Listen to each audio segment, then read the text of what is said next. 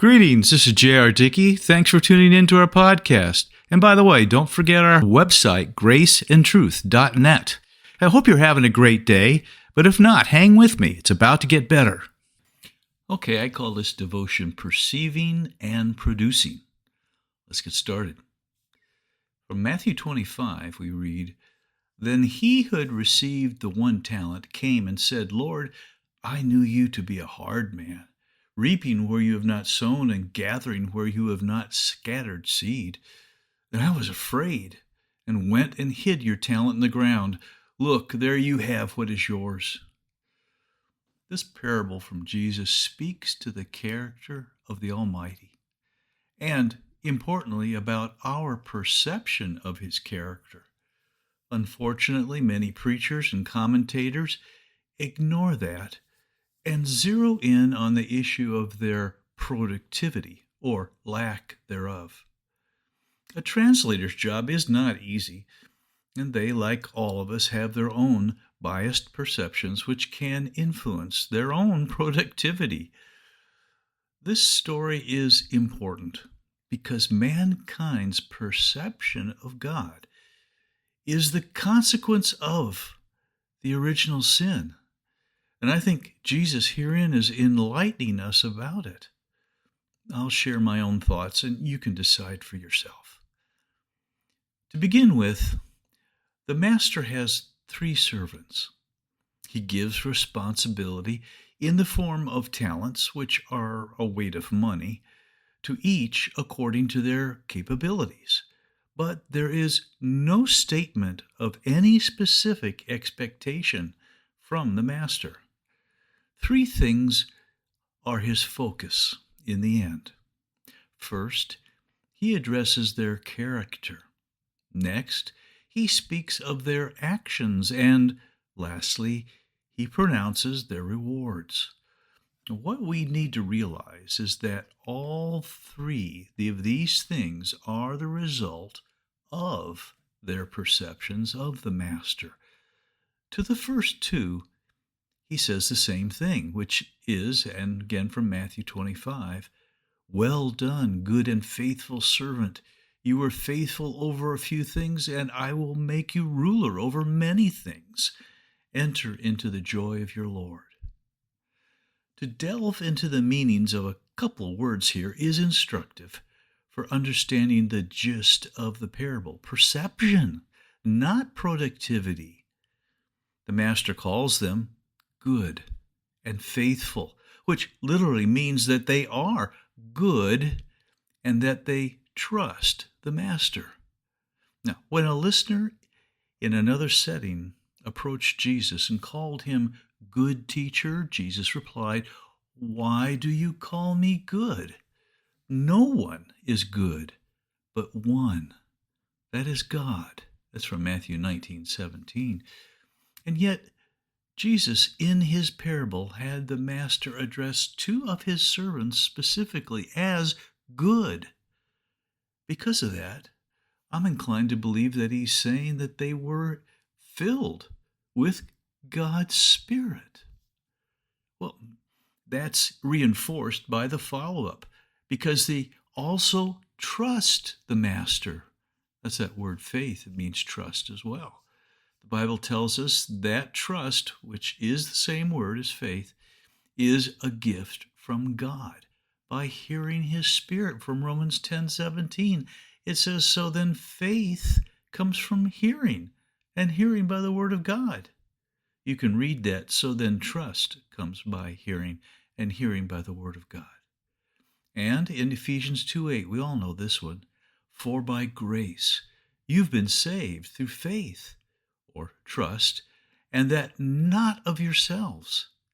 It is the gift of God." Of course, salvation is itself a gift, right? It's the faith, though, the trust, that is the gift. That is the grace that enables you to receive it.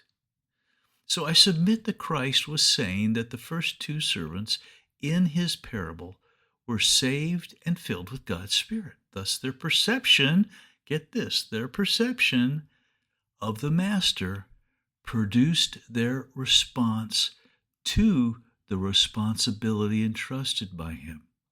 And their response was that they were, quote, faithful over a few things.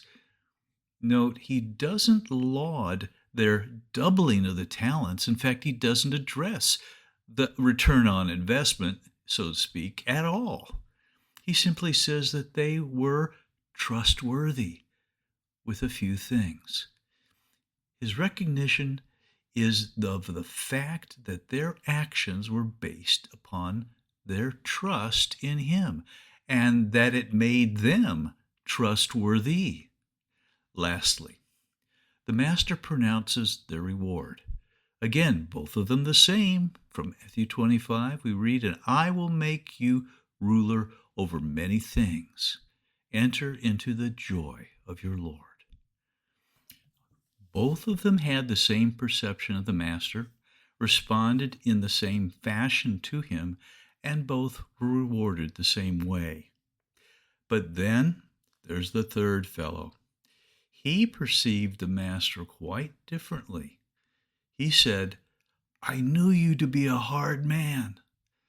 And this is the perception of all mankind since the time the serpent slithered into Eden and warped our perception with his lies. We see God as hard or literally dry. The master characterized him as a, quote, wicked and lazy servant, which means evil and hurtful and slothful. This servant's perception of the master produced his actions and his reaction. He hid the one talent and was afraid of the master. By the way, the master does not validate the man's perception as truthful characterization, only that it was his perception. And this reminds me of a similar story starring someone with a similar perception of the master, Adam, whose first perverted perception of the Almighty after siding with the serpent was to say to him, "I heard your voice in the garden, and I was afraid because I was naked, and I hid myself." Does it sound familiar? The servant in the parable was so hard-hearted, which was a reflection of how he perceived the master, that he didn't even do the simple act of giving the one talent to the bank. That is, he went dark, very dark. He actually himself judged the master, showing that, like Satan, he was lifted up in pride. Thus, the master's decision was to take away the one talent and, quote, cast the unprofitable servant into outer darkness. Again, like Adam and Eve, who were forced out of the Garden of Eden for their own protection. So this parable tells us that those with the perception of the Almighty resulting from the indwelling of His Spirit trust Him and enjoy great reward.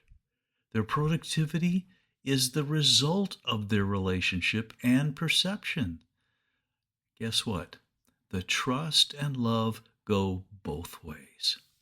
Now may the Lord grant you peace in the midst of any storm and faith to trust Him. Look for our next podcast, and may you realize more of His grace today.